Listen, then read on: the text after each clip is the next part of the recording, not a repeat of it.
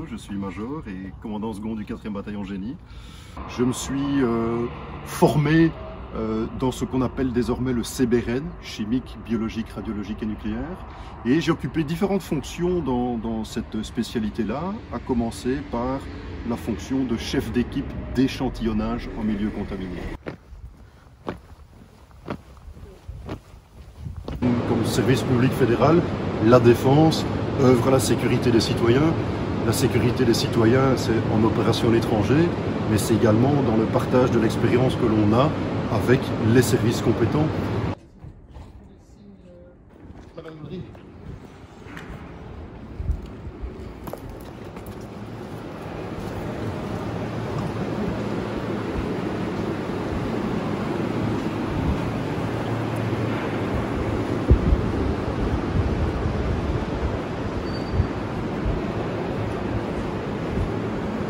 Donc, il existe quelques centres dans le monde, notamment un centre au Canada, dans la province d'Alberta, où il est procédé à des scénarios dans lesquels il y a des agents chimiques, des agents biologiques et des agents radiologiques réels qui sont employés. Et donc on s'entraîne en circonstances réelles. Les gens sont réellement exposés à des agents de type CBRN et il n'y a pas meilleur endroit que ce genre de site d'entraînement pour parvenir à entraîner nos capacités et à garantir que les personnes sont réellement impliquées dans ce qu'elles font en termes d'entraînement. Et pourquoi arriver à ce niveau d'entraînement si rigoureux? Eh bien, je vais prendre un seul exemple qui est tout à fait fortuit, mais néanmoins très révélateur. Il y a malheureusement eu un accident de train à Wetteren, de mémoire en 2013. C'est un incident à l'occasion duquel un train comportant des wagons chimiques s'est renversé et plusieurs cuves se sont éventrées et le train a même pris feu. Le problème, c'est que suite à l'intervention des pompiers, les produits résultant de cet incendie, de ces fuites et de mélange avec l'eau utilisée pour éteindre l'incendie étaient des produits hautement volatiles, hautement toxiques. Et donc, tout un village a dû être évacué. Il a fallu énormément de ressources qui à la base étaient de protection civile, mais renforcées par les capacités de ma compagnie. Énormément de ressources pour parvenir à circonscrire l'accident. Ne fût-ce que délimiter la zone, jusqu'où s'étendait la contamination. Pour ce faire, vous avez besoin d'opérateurs en tenue lourde, en scaphandre, avec des détecteurs suffisamment performants que pour pouvoir mesurer la contamination.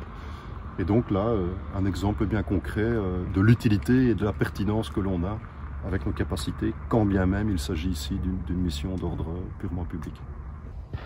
Le CBRN, c'est un ensemble de tâches et de responsabilités que l'on occupe, mais qui ont toutes une seule et même vocation, à savoir comprendre ce que peut être un danger de nature CBRN. Lorsque nous avons des gens qui sont susceptibles d'avoir été contaminés par un produit ou une substance, la première question à se poser est de savoir quel est ce produit. Y a-t-il eu contamination? Et donc au sein de la défense, on a développé des capacités spécialisées pour la recherche et l'analyse et même l'identification des produits CBRN. Une fois que nous avons une image plus précise de ce que peut être le risque de contamination, nous mettons en œuvre d'autres capacités, principalement deux types. Le premier type, c'est une capacité de prévision. Donc l'objectif de cette capacité est d'arriver à faire une prévision détaillée de comment va évoluer le danger, en fonction de paramètres météo, en fonction de paramètres géographiques, tout ceci en vue de prendre les mesures de précaution nécessaires. L'autre capacité, c'est très naturellement la capacité qui vise à décontaminer et à restaurer l'état initial du matériel et forcément du personnel qui aurait pu être contaminé. Donc nous avons dans notre bataillon une compagnie, CBRN. Cette compagnie regroupe l'ensemble de ces capacités-là.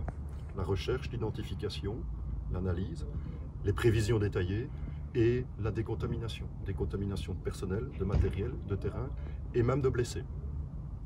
Comme officier CBRN, j'ai occupé plusieurs fonctions qui avaient trait avec ces capacités-là, mais c'est surtout au niveau de l'état-major que j'ai œuvré également à d'autres tâches. La rédaction des plans de formation, la rédaction d'une doctrine, quelles sont les capacités que nous voulons avoir et comment voulons-nous surtout les faire évoluer dans le temps pour rester crédibles et à jour par rapport à cette menace. Des plans de contingence, bien sûr, parce que Malheureusement, nous avons rencontré des périodes de troubles suite aux attentats de Paris et de Bruxelles, pendant lesquelles nous n'avons pas exclu qu'il puisse y avoir une évolution possible qui impliquait des agents CBRN. Et donc, tout l'un dans l'autre, dans ma partie état-major, nous avons également travaillé à développer ces plans de contingence.